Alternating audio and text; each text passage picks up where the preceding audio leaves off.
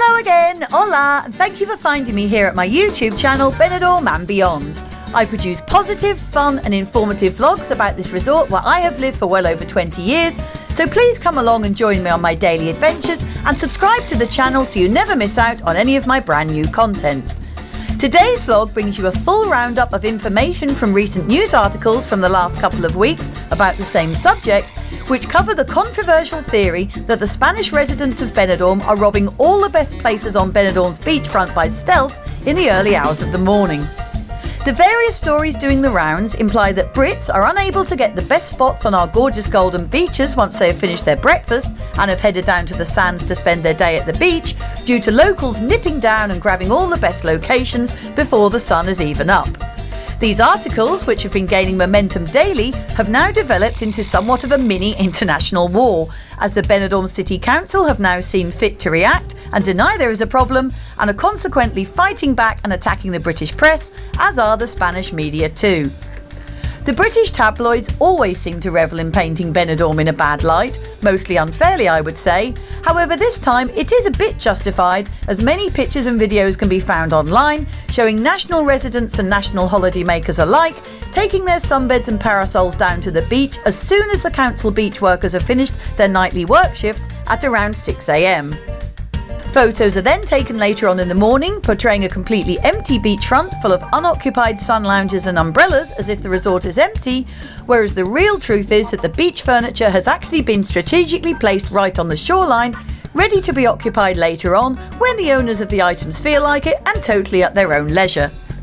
This is actually a very common practice here, particularly in the months of July and August, when the Spanish hit the beaches for their summer holidays, with Benidorm being a favourite chosen destination for many thousands of Spanish, with them being able to enjoy our beautiful beaches, coves and bays, whilst escaping the hot, dusty cities inland, which reach some eye-watering temperatures in the summer months. The Spanish, however, do particularly revere the very closest spots to the waves, although they have to still maintain a 6-metre distance from the sea, which has become law since COVID and allows other beachgoers to enjoy walking along the coast unimpeded. Benidorm City Council has held a meeting in the last few days about this current trending topic and advised that they had already ruled on this situation in relation to recent reports from the Daily Mail, in particular where it criticised that nationals were deliberately getting up early to deprive British tourists of the best beach spots. They said that the Council and Coastline Management Services clearly state the prohibition of abandoning belongings in the public space, and non-compliance with this rule will result in action by the local police, with them having full power to remove personal belongings from the area and even impose fines which could reach up to €750.